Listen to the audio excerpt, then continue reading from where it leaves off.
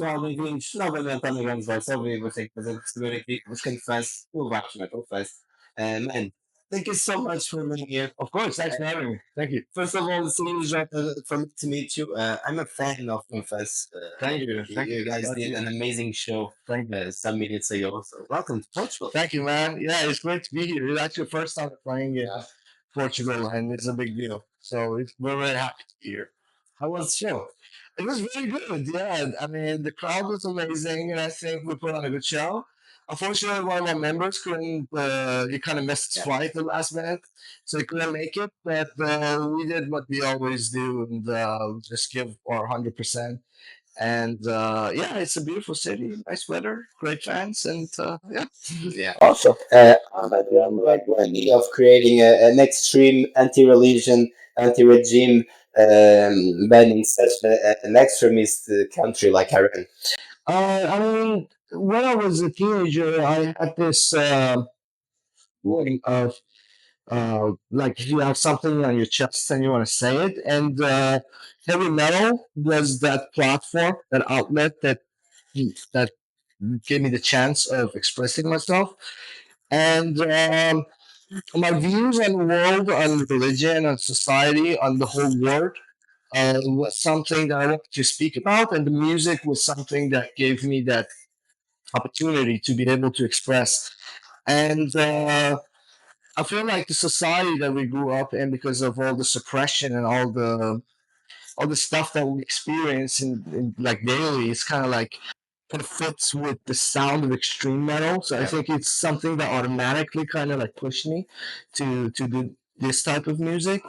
And yeah, I mean, with the government, with the whole political system that we have in Iran, it's also a way of protesting. It's not just the music, you know. It's very different than many other countries that you're having interest in some sort of music. You buy the instrument, you learn how to do it, you make music. Over there, it's like you automatically are protesting against something. Yeah.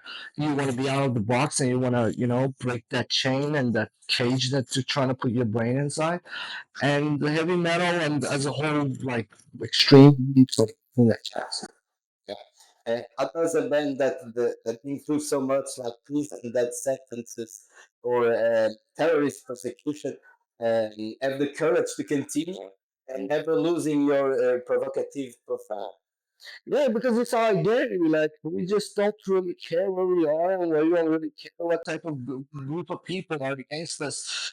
We we always say that when we were arrested by the Revolutionary Guard in Iran, they could not stop us. So you can clearly say that an army couldn't stop Confess because at the end, yeah, it took 7 years for us to for our revenge at all costs. Yeah. But at the end, we did it, right? We went through a lot of stuff. We just had so much trouble, so much stuff that was even more important than music. It was our life, our freedom, our families. But at the end, we found a chance, and I think the love for metal music was that main drive that we were like, okay, we take all this shit, but one day we prevail it and kind of be able to overcome it. And I think it's a statement. It's a statement to everyone around the world that feel oppression. Like right now, you can see around the world so many wars and protests is happening, and we're happy if someone from this society can kind of relate to that work, can kind of resonate or sound, and I think that's the reward that we can put in today. After everything that happened, Atlas Norway appears their life and eternity as well. Yeah, yeah.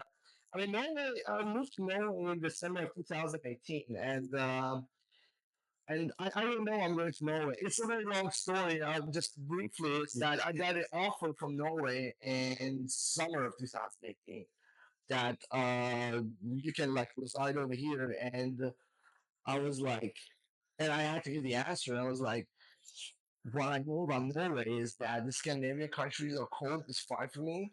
But also, there's like black metal, so people know what metal is. I don't need to go and explain that why do I look this way or what my music sound that way. Yeah, well, you Yeah, exactly. So it was great. And actually, in 2021, we opened for Mayhem. And I was hanging out with them like in the dressing room after the show, and I was talking to Yor, the bass player, Nick Butcher. Yeah, yeah. And we were talking, and it was like, you guys are like us, you know, it's just different generation somewhere else, but you guys were talking about the same stuff we were talking about in another level, right? But yeah, I mean, Norway, was very special. Yeah. Yeah. Right, and being sent to Norway, was it difficult to find any members, any person to the band because of your background? Not really, because when I went to Norway, I already knew my story. Like, it was worldwide, like, the media wrote about it. So I remember at first I was like going to some concerts with some friend that I just met over there. They were introducing to some musicians, like, this is the guitar player, this is the Yeah, drummer. And they're like meeting them backstage, and they were like, let me know that if you need any help, that's my contact, right? So I remember it was 2019 that we got this offer to play a show. It's only me and our DJ, Arash, who is also from Iran. And we're like, okay, now it's real. We have to go and find new members and complete the lineup. So we met through some friends and we had some changes in the lineup so far. But it was not that difficult. But of course, because of so many other things from cultural differences to just Norwegians are a little bit more introvert compared to us. You just gotta break the ice. It takes some time. But this lineup that we have right now is actually, I think, the best stuff we've got so far. Everyone is on the same page, and everyone is driven and great guys and great musicians too. it's an amazing journey for the band. Yes. Are you already working on your songs now? Yes, actually, our new album is done, like mixed, mastered, everything ready. Cool. And on this album, we had a chance to work with George Colliers from Nine. He's playing drums in the album. Yeah. Oh, amazing. And at this moment, we cannot announce it, but title, everything, like everything is ready. It's just some bureaucracy and label stuff that is need to be finalized before we can announce it.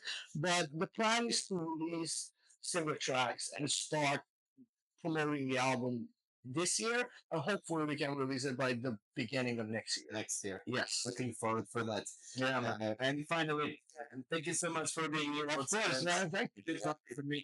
I hope you come back soon with more people. Absolutely, absolutely. Yeah, I mean, it was an amazing chance to be here and play.